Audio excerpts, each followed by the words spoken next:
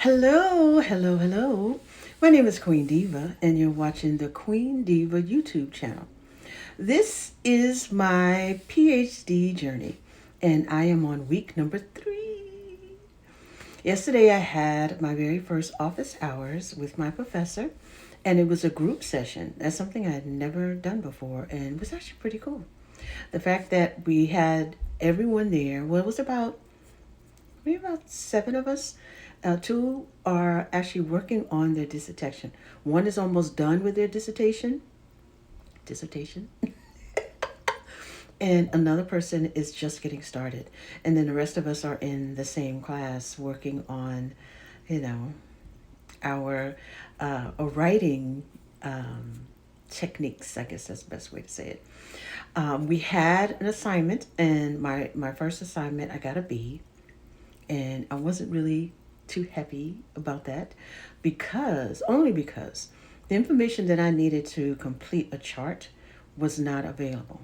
And when I looked up just, online on Google and that library, it was all very vague.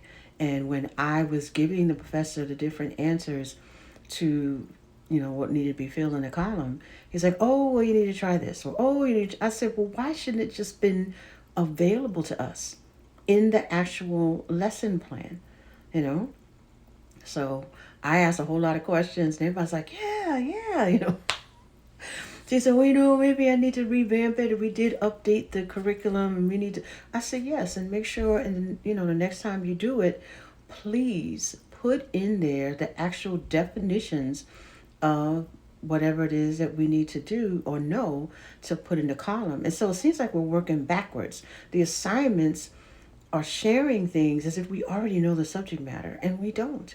I am a musician, and I didn't have or taken any classes in education. The reason why I wanted to do this because I want to create an African American music studies curriculum in colleges and universities all across America. And me being a musician and studying classical music and just a little bit about jazz and swing or whatever, I felt slighted that I didn't learn anything about music in my own culture. I didn't learn about R&B, soul, or gospel. I didn't learn about um, hip hop and rock and roll and country. I didn't learn about any of that. And I was like, I was happy that I was in school and that I was studying. Excuse me. And I was happy that I learned technique, the vocal technique, as I'm a vocalist. But it really would have been nice. And I went to a HBCU. I went to Prairie View A&M University, part of the Texas A&M system, and I graduated twice from there, undergrad and executive MBA. And neither times we had any background on the contributions of African Americans in whatever field I was studying. And that concerns me. That really concerns me. So I was like, well, let me go to school. Let me get a PhD in education with an emphasis in curriculum and teaching so that I can, put out there as a researcher, hey, we need to have an African American music studies program. We have African American studies, but we don't have African American music studies, and we should. African American music is the number one genre in the world. Hip hop, jazz, um, R&B, country, all that was created by African Americans in America.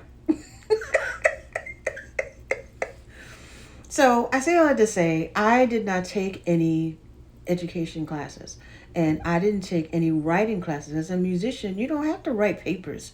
You go in the practice room and you learn songs, and you may learn songs in different languages as a vocalist. And as an instrumentalist, you got to learn all the different, European classical, compositions.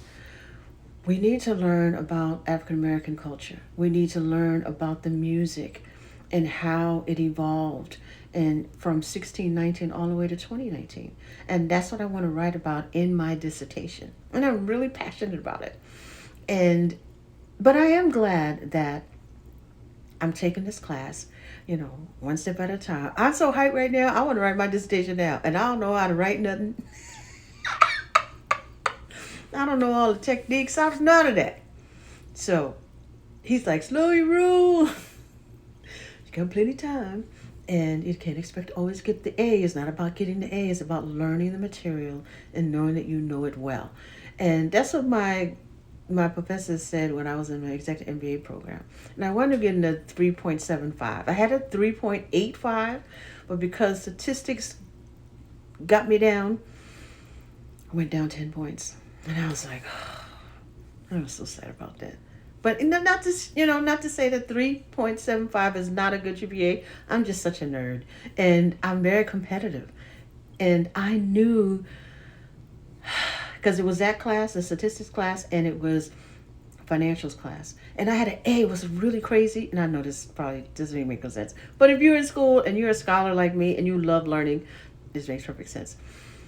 I made sure in those classes that I knew that I would have a challenge in, I made sure I had straight A's on every assignment.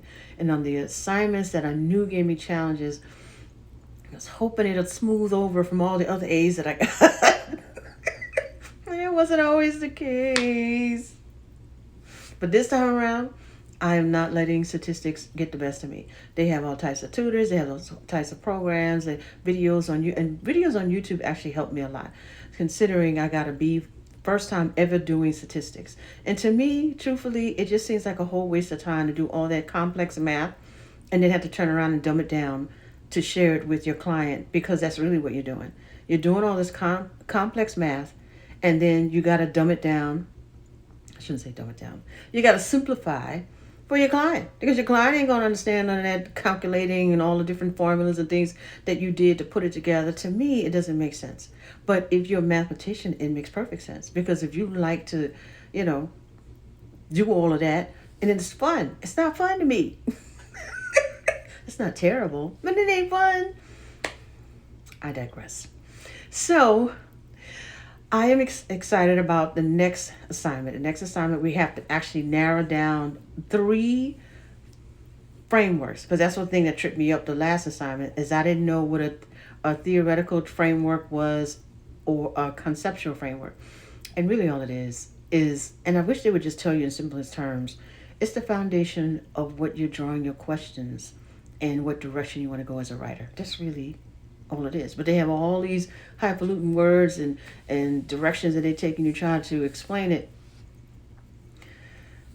Sometimes you just need to, just make it simple. If we just make things simple, life would just be a whole lot better.